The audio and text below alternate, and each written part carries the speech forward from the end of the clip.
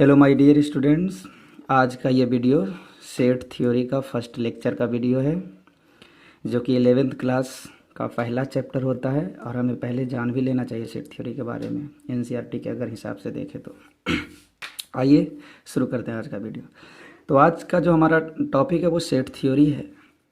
Set theory, इसको हिंदी में समुच्चय सिद्धांत भी कहा जाता है। इसके फाउंडर मीन्स इसके पिता कौन हैं, इसके जनक, सेट थ्योरी को ढूंढने वाले, वो जॉर्ज कैंटर है। जॉर्ज कैंटर, हिंदी में ऐसे लिख लेते हैं उनको। अब आइए देखते हैं सेट का डेफिनेशन क्या है। सेट का डेफिनेशन क्या है, तो सबसे पहली बात तो ये देखेंगे, सेट समुच्चय का डेफिनेशन इस तरीके से है, a well defined collection of distinct things या ऑब्जेक्ट्स भी इसको कह सकते हैं, फॉर्म्स अ सेट। मतलब ये हुआ कि विभिन्न वस्तुओं का, डिस्टिंक्ट थिंग्स, विभिन्न वस्तुओं का सुपरिभाषित, वेल डिफाइंड मीन्स सुपरिभाषित संग्रह, कलेक्शन मीन्स संग्रह ही एक सेट का निर्माण करता है, समुच्चय का निर्माण करता है, या सेट कहे जाते हैं। ऐसे इसमें एक नोट पॉइंट हमें ये जान लेना चाहिए कि दी ऑब्जेक्ट्स या things involving in collection are called elements या मेंबर्स भी इसको कह सकते हैं, मेंबर्स ऑफ द सेट। जो ऑब्जेक्ट्स या थिंग्स इन्वॉल्व हो रहे हैं, मतलब पार्टिसिपेट कर रहे हैं कलेक्शन में, शामिल हो रहे हैं, वो उस सेट के एलिमेंट्स के नाम से जाने जाते हैं, या मेंबर्स भी इनको कहते हैं। पहले तो देखिए इस डेफिनेशन में ये वेल डिफाइंड समझना बहुत ज़रूरी है। तो इसको समझने के लिए हम कुछ यहाँ पे एग्जांपल डिस्कस कर रहे हैं, उससे आपको मदद मिलेगी कैसे इसको समझना है। वेल डिफाइंड का मतलब देखिए, पहला हमने कलेक्शन लिया है, collection of vowels of alphabets. Collection of vowels of alphabets, क्या ये सेट फॉर्म करेंगे, इसको कैसे पहचानेंगे। देखिए वावेल्स कितने होते हैं, 5। वो कौन कौन होते हैं, ए ई आई ओ यू। तो ये देखिए हमने ऊपर लिखा था ऑब्जेक्ट्स या things involving in the collection. तो यही ऑब्जेक्ट हैं, वो थिंग्स हैं जो इन्वॉल्व हो रहे हैं कलेक्शन में। इसी को हम एलिमेंट्स कहते हैं सेट का क्या कहते हैं, एलिमेंट्स। तो अब ये कलेक्शन जो हमारा है वेल डिफाइंड कलेक्शन है। पहला कैसा कलेक्शन है, वेल डिफाइंड कलेक्शन है। क्यों ये वेल डिफाइंड है, क्योंकि देखिए जो वावेल्स होते हैं ए ई आई ओ यू, ये पर्सन टू पर्सन, आप किसी से भी पूछ लो कि हमें वावेल्स को कलेक्ट करना है, तो वो ये 5 लेटर ही कलेक्ट करेंगे। आप ये कलेक्शन यहाँ बनाओ, फ्रांस में जाकर बनाओ, यूएसए में जाकर बनाओ, कहीं भी जाकर आप बनाओगे, कलेक्शन में ये 5 मेंबर से ही इंक्लूड किए जाएंगे। लेकिन इसके अल्टरनेट में ठीक हमने नीचे एक एग्जाम्पल कलेक्शन जो लिया है, अ collection of intelligent students of your school. आपके स्कूल के बुद्धिमान विद्यार्थियों का कलेक्शन हमने लिया है, कुशाग्र बुद्धि वाले स्टूडेंट्स। तो आप मान लो कहोगे कि हाँ सर, ये कलेक्शन में तो 3 लड़के आएंगे, राम श्याम सचिन। राम श्याम सचिन ही हमारे स्कूल के इंटेलिजेंट्स स्टूडेंट्स हैं। लेकिन अभी क्या है कि आपके स्कूल में मैं जाऊं और किसी दूसरे बच्चे से बात करूं कि बेटा बताओ, हमें आपके स्कूल के इंटेलिजेंट स्टूडेंट्स का कलेक्शन लेना है, उनका नाम बताओ। तो वो हो सकता है राम श्याम बताए, सचिन ना बताए, क्योंकि वो सचिन को इंटेलिजेंट नहीं मानता है। उसका मानना ये है कि सचिन का मैथमेटिक्स तो ठीक है, फिजिक्स भी ठीक है, बट सर उसका केमिस्ट्री बड़ा बुरा है, इतने मतलब बेहतर नहीं है। या मैं किसी और दूसरे से बात करूं तो ऐसा वो बोल सकता है कि सर राम श्याम सचिन, और एक इसमें राहुल है चौथा स्टूडेंट्स, आपने 3 ही का नाम क्यों लिखा, एक चौथा भी लिखिए राहुल। तो हमने राहुल भी लिख लिया। अब एक मैं कोई और दूसरे से बात करूं तो हो सकता है कि वो कहे कि नहीं, इसमें तो राम और सचिन ही इंटेलिजेंट स्टूडेंट्स है सर, आपने बाकी ये 2 श्याम और राहुल का नाम गलत लिखा। तो ये जो इंटेलिजेंट स्टूडेंट्स की बात हो रही है, ये जो वर्ड है इंटेलिजेंट्स, ये वग वर्ड है। वग मीन्स अस्पष्ट मीनिंग वाले, जिसका अर्थ अस्पष्ट है, क्लियर नहीं है। किसको हमें इंटेलिजेंट्स कहेंगे। इंटेलिजेंसी मापने का कोई पैमाना तो होता नहीं है कि बस माप लिए वही हर लोग बोलेंगे। हो सकता है जिसको आप इंटेलिजेंट्स मानते हो कोई उसको इंटेलिजेंट नहीं मानता है।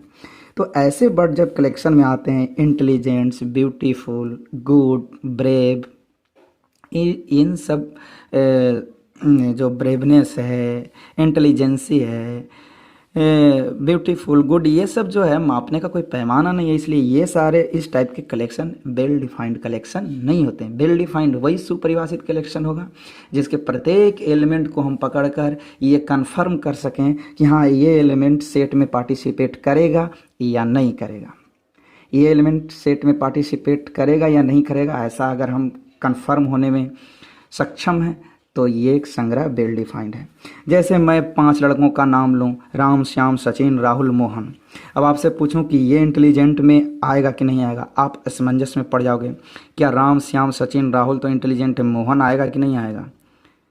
फिर हो सकता है आप कह दो कि हाँ मोहन आएगा, दूसरा कहे कि नहीं आएगा। तो ये सक्षम नहीं है हम कि ये पार्टिसिपेट करेगा कि नहीं करेगा, तो ये इस टाइप के संग्रह वेल डिफाइंड नहीं है। आइए अब एक कलेक्शन और हम लोग देख लेते हैं, उसको भी डिस्कस कर लेते हैं।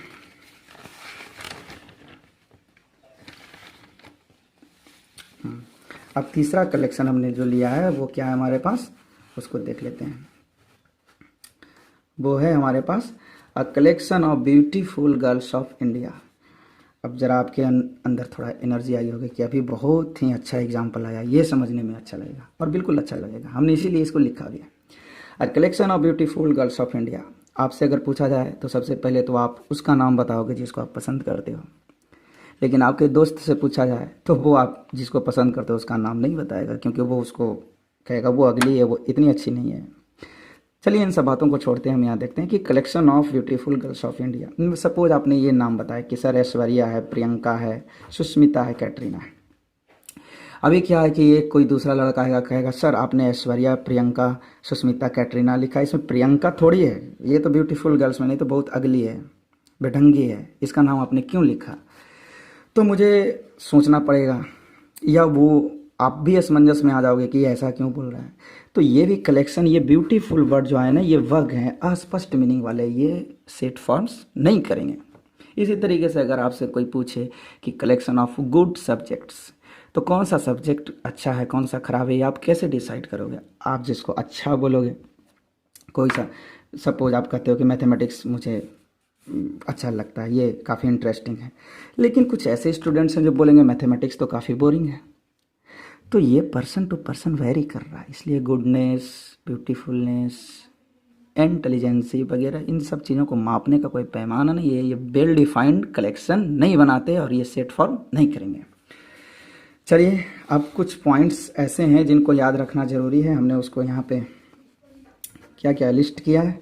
वो क्या है, elements of a set always written in lower class letters. Set के एलिमेंट्स को हमेशा छोटी ABCD मतलब स्मॉल लेटर में ही लिखना है, और separated by comma, O1 by O1, एक एक को कॉमा दे देकर सेपरेट करना है, और इनक्लोज की within a curly braces, middle bracket के अंदर इसको इनक्लोज करना है, मतलब बंद कर देना है। ठीक है। सेकेंड पॉइंट में हमने क्या लिखा है, a set always denoted by upper class letter. पूरे सेट को कैपिटल लेटर से like ABC, capital X, capital Y, किसी से भी आप डिनोट कर सकते हो या करते ही हैं लोग। कैपिटल लेटर ही यूज करना है सेट को डिनोट करने के लिए, स्मॉल लेटर यूज नहीं करना है। ठीक है। आइए अब तीसरा पॉइंट है, repetition of same elements in a same set is not permitted और नॉट अलाउड। रिपीटिशन, एक ही एलिमेंट को एक ही सेट के अंदर कई बार लिखना उचित नहीं है, रिपीट नहीं करना है, ऐसा करने से बचना है। ऐसा करने से सेट के कैरेक्टर में कोई बदलाव नहीं आता है, तो आप अपना टाइम क्यों खराब करोगे? क्योंकि सेट जो होता है डिस्टिंक्ट एलिमेंट्स का कलेक्शन होता है, अलग अलग सभी होने चाहिए एक दूसरे से। इस पे एग्जांपल देखते हैं। जैसे हमने एक सेट लिया वावेल्स का, जो हमने अभी ऊपर डिस्कस किया था। वावेल्स में कौन आएंगे, A, E, I, O, U। तो ये जो हमने A, E, I, O, U पे ऐसे जो ये मार्क किया है, ये बता रहा है कि ये 5 जो हैं एलिमेंट्स हैं किसके, सेट A का। सेट कौन है, ये देखिए, ये पूरे सेट को हमने कैपिटल लेटर A से डिनोट किया है। उसके एलिमेंट्स हैं स्मॉल में लिखे गए A, E, I, O, U। ठीक है, हाँ, A, E, I, O, U। अब इसके 5 एलिमेंट्स हैं, 5 जो वावेल्स हैं, तो ये जो पार्टिसिपेट इन्वॉल्व हो रहे हैं वो एलिमेंट्स के नाम से जाने जाते हैं, और सबको हमने कॉमा दे देकर अलग किया है, सेपरेट किया है, और सबको फिर कैर्ली ब्रेसेस के अंदर मिडिल ब्रैकेट के अंदर इनक्लोज भी कर दिया, बंद कर दिया। ठीक है। दूसरा हम सेट देखते हैं, वो है first 3 positive primes. First 3 positive primes कौन है? 2, 3 एंड 5। इसको हमने मिडिल ब्रैकेट में रखा है, कर्ली ब्रेसेस से इनक्लोज किया है, और इसको देखिए हमने कैपिटल बी से डिनोट किया है, कैपिटल लेटर से ही डिनोट करना है। अब इसमें क्या है? 2 क्या है? एलिमेंट ऑफ सेट बी है। 3 क्या है? वो भी एलिमेंट ऑफ बी है। 5 क्या है? 5 भी बी का एक एलिमेंट है, सदस्य है, मेंबर है। अब देखिए तीसरा में जो हमने यहाँ पे थर्ड पॉइंट में लिखा था, repetition of same element in a same set is not allowed. इस पर हम डिस्कस करते हैं। जैसे हमने थर्ड पॉइंट में लिखा है, देखिए कैपिटल एक्स में लिखा है A B C D, 4 element से ये बने हुए सेट हैं, और इसके 4 एलिमेंट्स में ए को अगर आप कोई रिपीट कर देता है 3 बार, 4 बार, 5 बार, जितनी बार चाहें आप लिख लें, इससे सेट के कैरेक्टर नहीं बदलते हैं। मतलब जो ऊपर में एक्स लिखा गया है ए बी सी डी, वही set A B C D का नीचे ये दोनों ही सेट एक ही चीज़ है।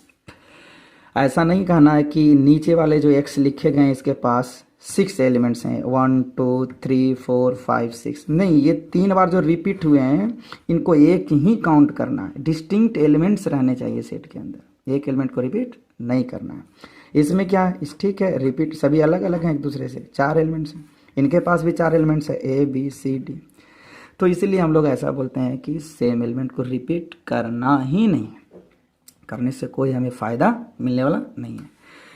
तो इस वीडियो को तो मैं यहीं पे स्टॉप करता हूँ। नेक्स्ट जो सेकेंड लेक्चर का वीडियो होगा यहाँ से कंटिन्यू करेंगे, और एकदम बिल्कुल 0 लेवल से ही हम सिखा रहे हैं। जो स्टूडेंट्स बिल्कुल नए हैं, अभी जस्ट 11th मूविंग है, ताकि उनको भी इसका फ़ायदा मिल सके। मैं हिंदी शब्द का भी प्रयोग कर रहा हूँ ताकि आप इसको ठीक से समझ सकें। हालांकि 11th में आने पे इंग्लिश में ही पढ़ना ज़्यादा मतलब अच्छा होगा मेरे हिसाब से। ऐसे मैं हिंदी की बुराई नहीं कर रहा हूँ, मैं खुद भी हिंदी से बहुत प्यार करता हूँ। थैंक यू आज के लिए।